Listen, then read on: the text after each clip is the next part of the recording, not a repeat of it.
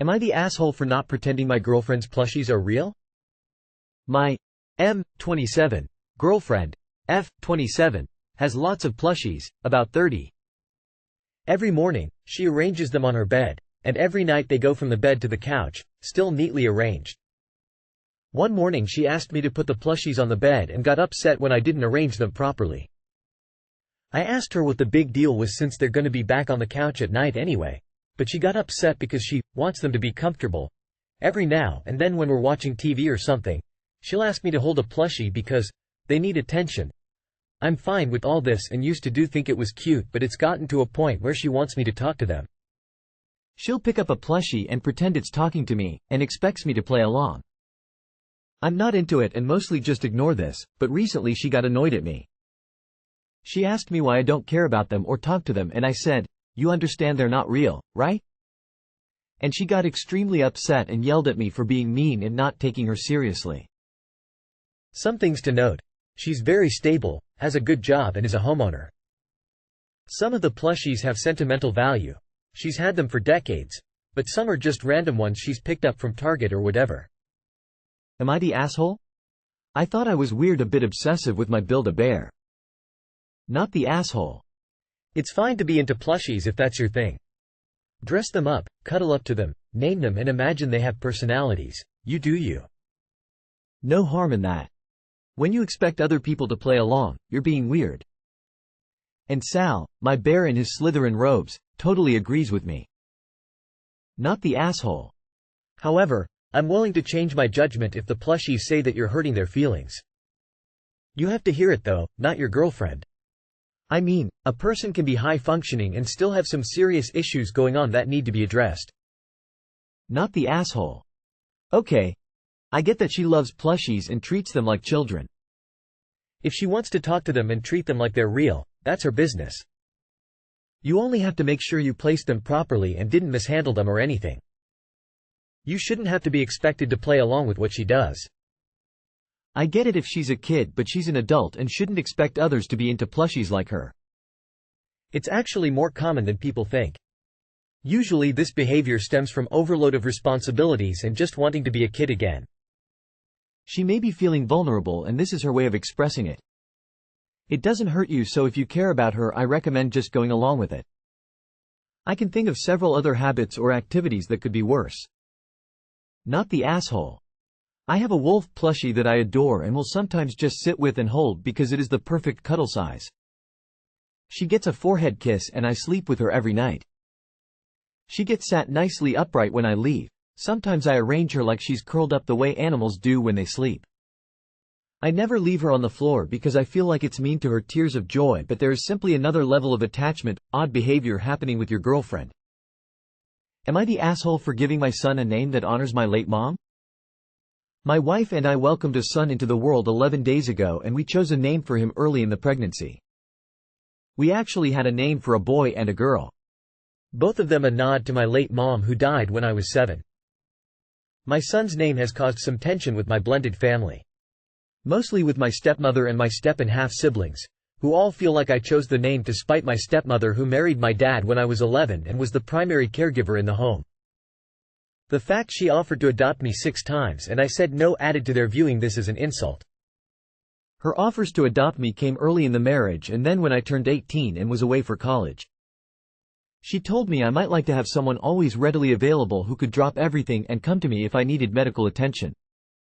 She always took it hard when I said no. I also never felt close to her despite her many efforts to fill the role of a mother for me. Nobody other than my mom ever could fill that role though, and that was something we never saw eye to eye on. But her kids, including the ones with my dad, would see this and would grow angry that I turned her down. So now that I have a son who has a male form of my mom's name, they feel like I did this with the intention of saying, "I hate you," to my stepmother. They feel like any other honor would have been fine or another variant for a daughter, but the fact I gave it to my son bothers them so much. I was told my actions were deliberately cruel and intended to humiliate my stepmother. They said even a middle name to honor mom wouldn't be as hurtful, but the choice tells the world I don't consider her good enough to be my mom. The truth is I never saw her as my mom and I don't consider her my parent either. I always respected her efforts to be there for me, to a point at least. And I know my dad basically dumped me on her when they got married, and she was the only parent around the house for the most part. But I still never wanted the relationship she tried to have with me. I never intended the name to be a snub either. We just wanted to honor Mom and loved the name. I don't even see my stepmother or step-and-half siblings much except for twice a year at best and once a year more typically. This was the exception because my son was born. Am I the asshole? Not the asshole, bro. You had the best opportunity to drop the hardest Don Draper line ever. My wife and I chose this name together. It was a team decision. We didn't choose this name to spite you.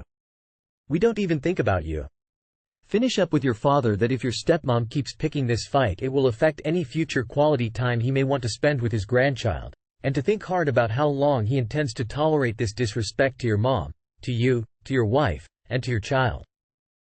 Stepmom can keep playing stupid games, but let your dad know you're more than willing to hand out stupid prizes to everybody in that house.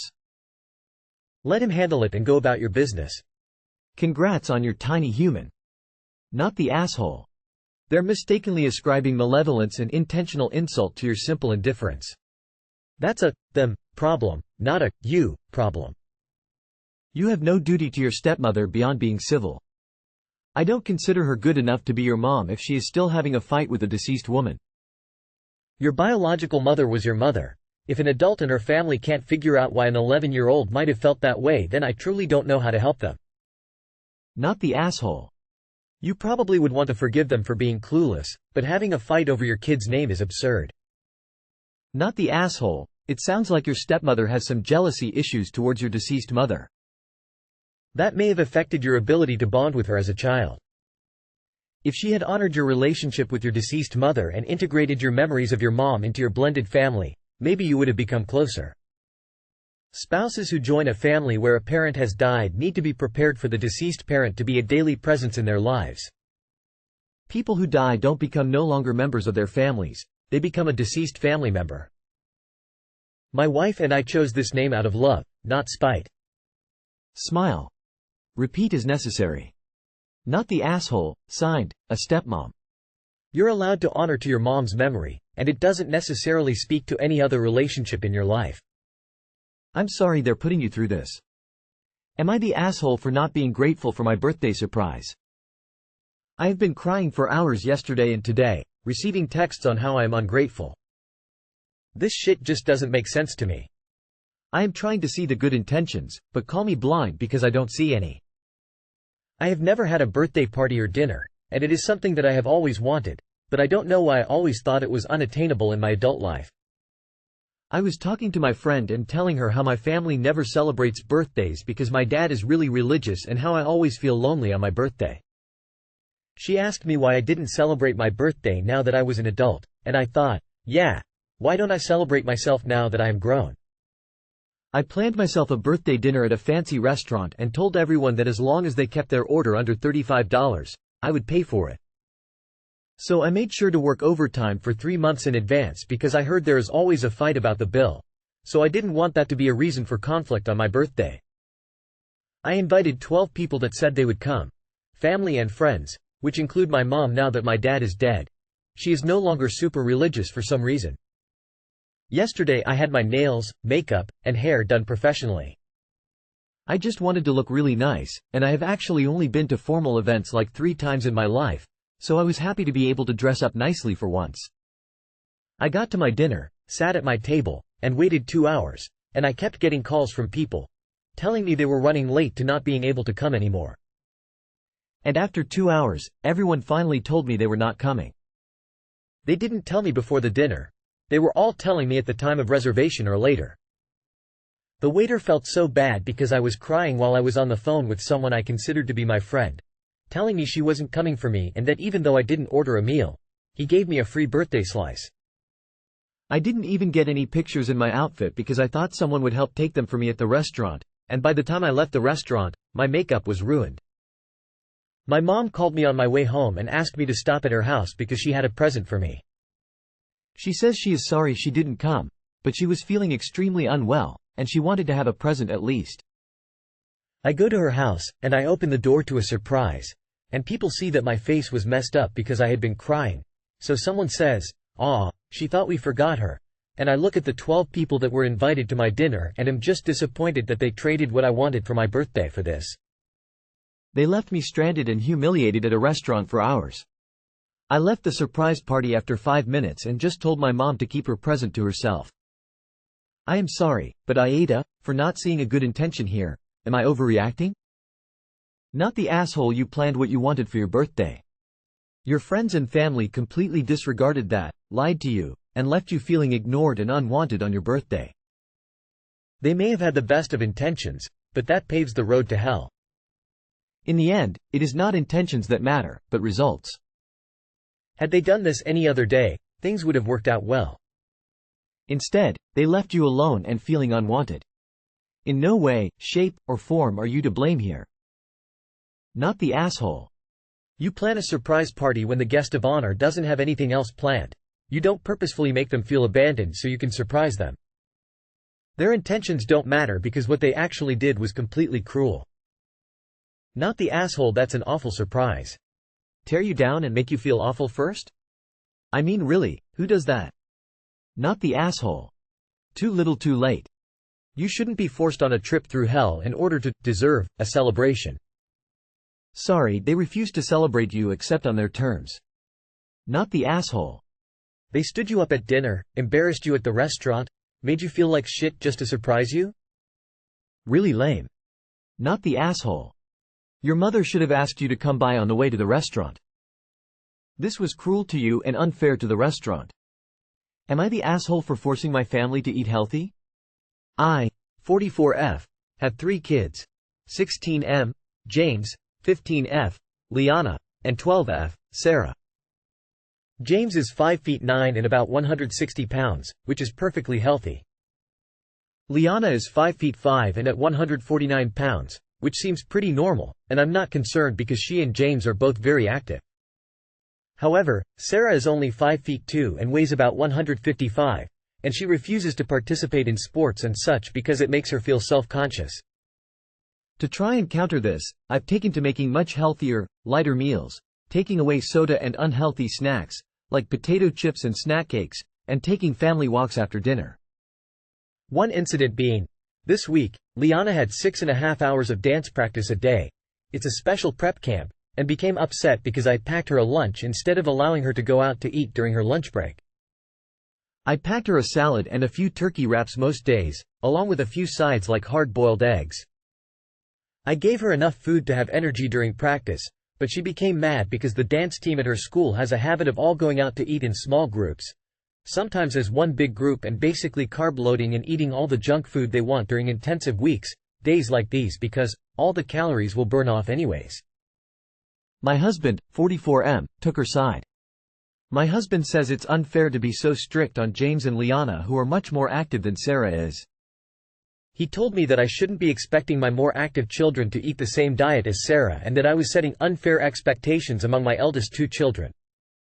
In addition, he told me that I shouldn't be completely banning sweet treats from the house because James and Liana knew how to eat them in moderation.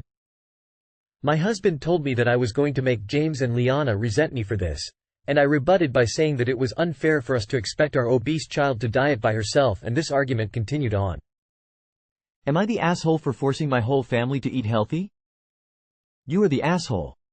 Not for trying to have your family eat healthily, but for taking it to the extreme of not allowing for special occasions, and all things in moderation. That goes for all 3 of your children, as you should also be focused on educating Sarah about moderation and not just having her on a strict diet. You need to be able to get Sarah to participate in more activity-organized team sports are not the only option here. It is also unfair to take a blanket approach to all 3 children tailored exclusively to the needs of one child. You are the asshole. 155 at that age and height is nowhere near heavy enough to freak out. Also, it's normal for kids to be overweight during puberty. They need the calories to grow. All your rules are going to do is encourage sneaking, resentment, and unhealthy relationships with food.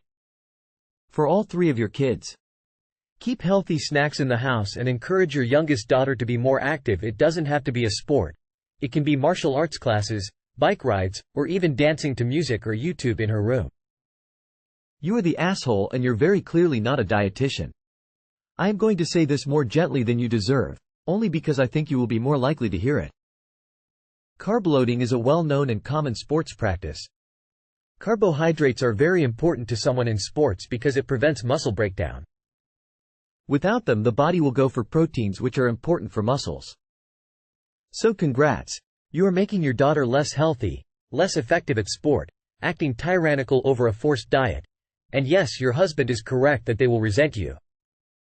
When you cause your children to have an injury because you want to pretend to be a doctor, please seek a professional and not Reddit. I did not say I was going to be nice, just more gently than you deserve. Closing parenthesis.